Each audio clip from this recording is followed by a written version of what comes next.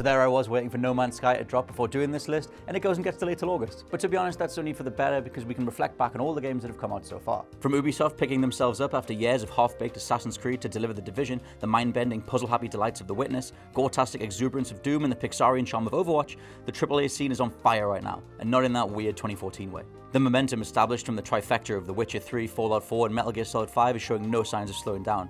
But with so much to hoover up and experience, can you truly say you've played the best games of the year so far? Let's find out. I'm Scott from WhatCulture.com, and these are the 10 best video games of 2016 so far. At number 10, XCOM 2. Big budget reactionary warfare is all well and good, but for something a little more considered, you need XCOM. Both Enemy Unknown and Enemy Within are still masterclasses in how to provide tactically in-depth options for all manner of strategic gameplay, yet for the sequel, Fireaxe has somehow managed to crank the dials up even further. Light elements of stealth can now aid you in getting the drop on foes, customization and modding of soldier abilities means your squad is more unique than ever, and across the board, performance has been cranked up, allowing you to fly through levels as fast as you can plan and execute. XCOM is the granddaddy of turn-based tactical combat, and thankfully, the formerly PC-only XCOM 2 will now be getting a console release in September.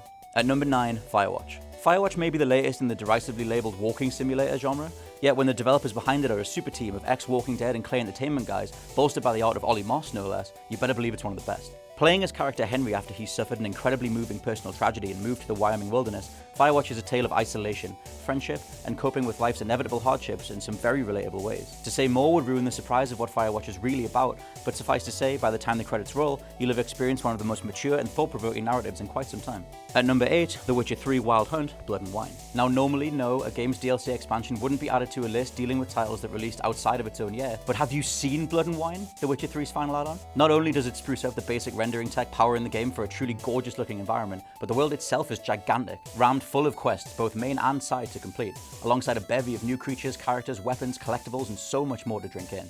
Seriously, under any other studio, this would have just released as a sequel, its sheer size and scope dwarfing many other open world games completely. Geralt's final adventure is already outstanding, but with such copious fan and consumer service post-launch, CD Projekt Red deserve full commendation for all their efforts. At number 7, Fire Emblem Fates. Don't let its 16-bit sprites fool you.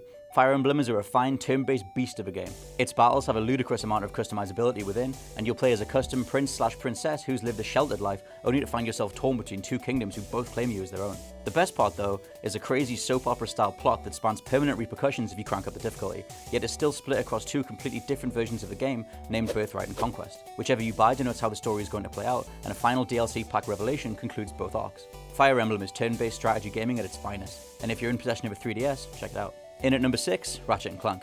The third-person platformer is making a comeback. At least, I sure hope it is. Because if Ratchet & Clank is anything to go by, we're in for one hell of a treat. Launched alongside a movie tie-in that sadly didn't do very well with audiences or critics, the game component sees Insomniac firing on all cylinders. Animation is sublime, the frame rate perfected as the studio have remade every aspect of their 2002 original. Ratchet plays way better than you expect, proving not only that Insomniac are one of the most talented studios around, but that the genre is truly immortal when it's done right. At number 5, Superhot.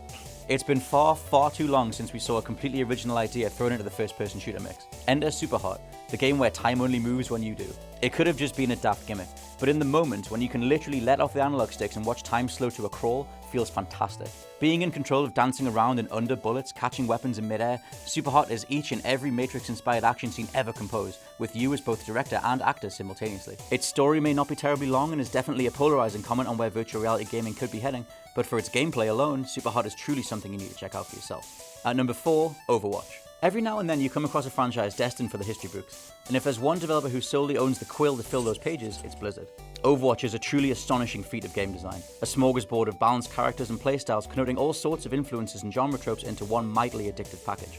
Like Call of Duty, try Soldier 76 with his run and gun style. Titanfall, Diva and her mech will sort you out. What about Far Cry? Hanzo's bow and arrow does nicely. Even outside these immediately accessible characters with their intertextual appeal, lie another 18 that are just a joy to watch and control. Oh, and it has a loot system which rewards you for consecutive matches. It's like some weird fever dream of explosions, sex appeal, and Disney characters. Three things that sound very weird together, yet fit better than any of us could ever have imagined. At number 3, Dark Souls 3.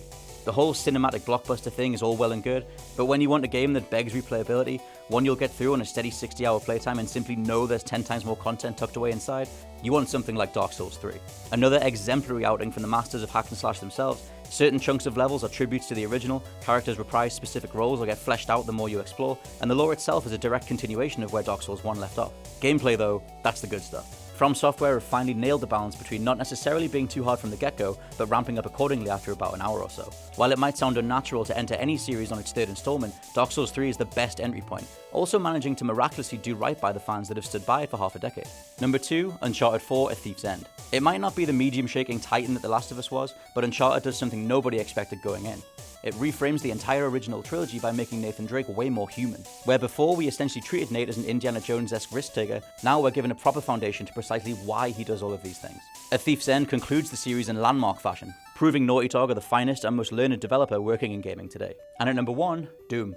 All that said, sometimes you need a game to be a game, you know? None of this fancy cinematic posturing, no elaborate narrative, and certainly no QuickTime events. id Software wrote the book on such a thing, and with their grand return to Doom some 12 years in the making, they've knocked it clean out the park and straight up to Mars. There's a number of truly innovative game mechanics to keep it all fresh. Out of ammo? Just whip out your chainsaw and carve through enemies to trigger some pickups. Likewise with health, executions restore it, encouraging you to mix up weapons and tactics on the fly. A technical powerhouse from top to bottom, take gore-soaked levels, varied demon design, phenomenally powerful weapons, and pack it all in with extra dynamite. Doom is the resulting explosion and everything you'd expect from a true veteran of the industry. It's perfect. So that's what I think are the best video games of 2016 so far. Feel free to shout out in the comments if you think I'm wrong, you have something else you want to put at number 1. Don't forget to like, share, and subscribe. You can find us on Facebook. I'm Scott from WhatCulture.com, and I'll see you soon.